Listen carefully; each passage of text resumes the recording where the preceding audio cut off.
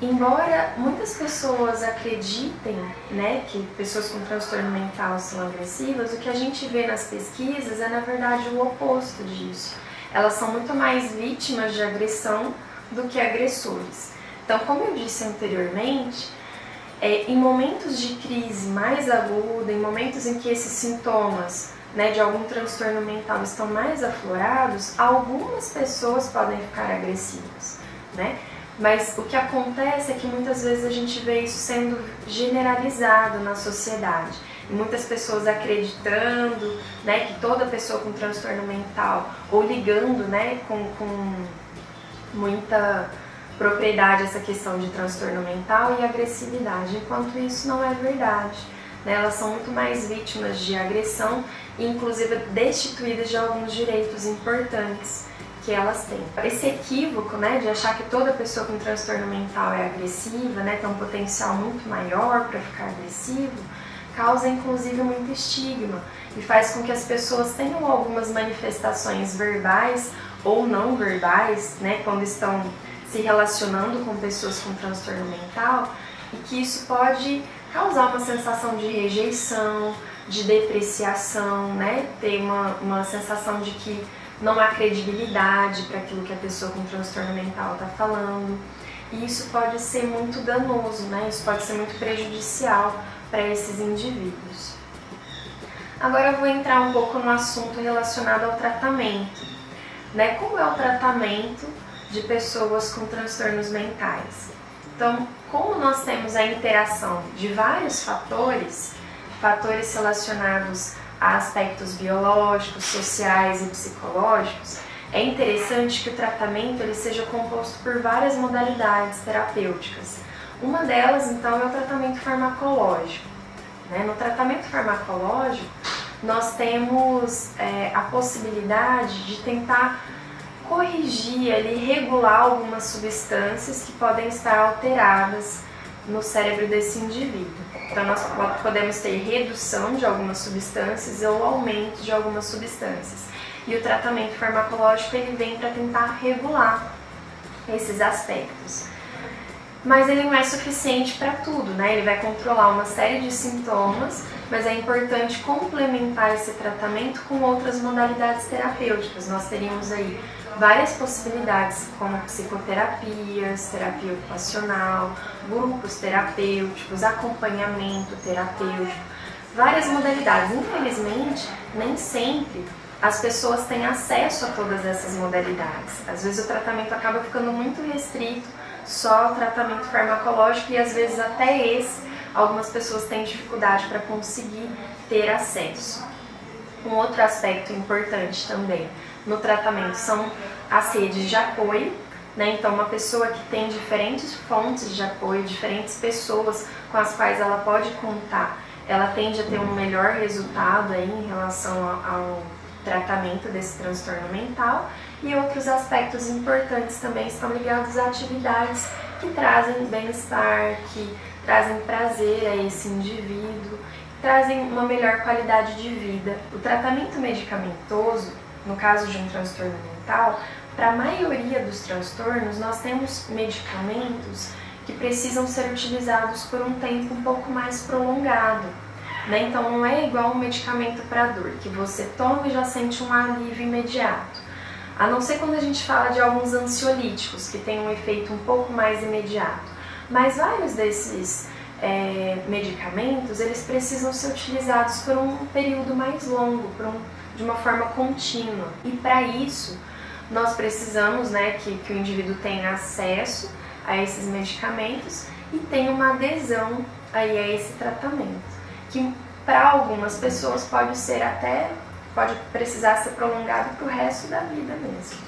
O acesso aos medicamentos ele é muito importante, né, para que o indivíduo consiga aderir, consiga manter esse tratamento. Porque muitas pessoas não têm condições de arcar com os custos de um tratamento, que para muitas pessoas é excessivo, né, esse custo. E a adesão ela é muito importante para o sucesso do tratamento, para que o tratamento seja bem sucedido.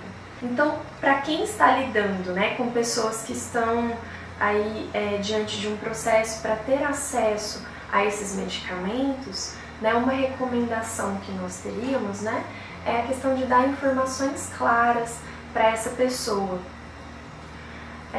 Uma outra questão importante é que assim, nem todas as pessoas com transtorno mental, né, e talvez grande parte delas ou até a maioria delas, não tem problema cognitivo, né? Ela não tem alguma alteração que a limite a compreender algumas coisas, mas algumas pessoas podem ter. Então, quanto mais claras forem as informações, como eu não sei qual tipo de indivíduo eu vou estar lidando naquele momento, melhor, porque até leigos em geral muitas vezes têm dificuldade de lidar com termos técnicos, né, com algumas questões aí mais ligadas à área do direito. Então nós recomendaríamos essa questão de dar informações claras, se for necessário, né, recomendar que algum familiar esteja presente também para auxiliar esse indivíduo, a depender também dessa situação, como nós dissemos, né?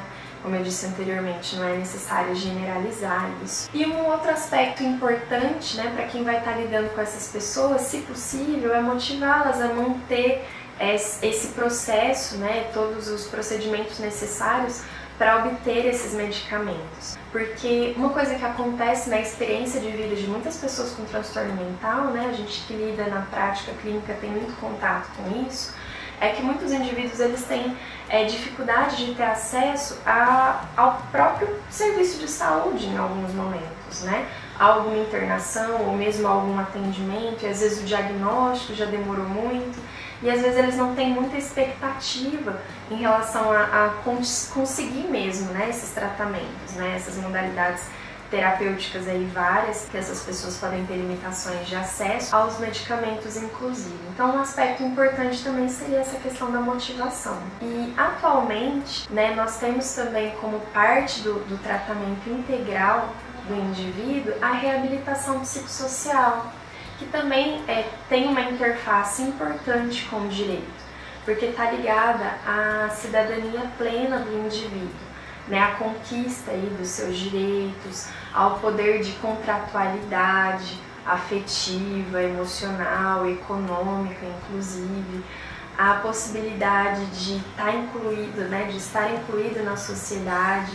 Então, nós acreditamos que isso tem muita interface também com a conquista dos seus direitos, né, e também a assumir as suas responsabilidades enquanto cidadão.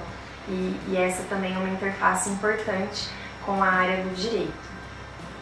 E um outro aspecto que nós poderíamos nos questionar e ao mesmo tempo trabalhar, né, em relação a isso, nós estamos numa sociedade que acaba prezando muito pela normalidade, né, valorizando em alguns momentos excessivamente essa normalidade. Nós poderíamos até questionar o que é isso, né, e às vezes nós corremos o risco aí de ser uma maioria que oprime essas minorias, né? Essas pessoas que têm transtorno mental e que podem estar passando por diversos sofrimentos que nós nem sempre compreendemos muito, né? E levamos isso em consideração no momento de nos relacionarmos com essas pessoas.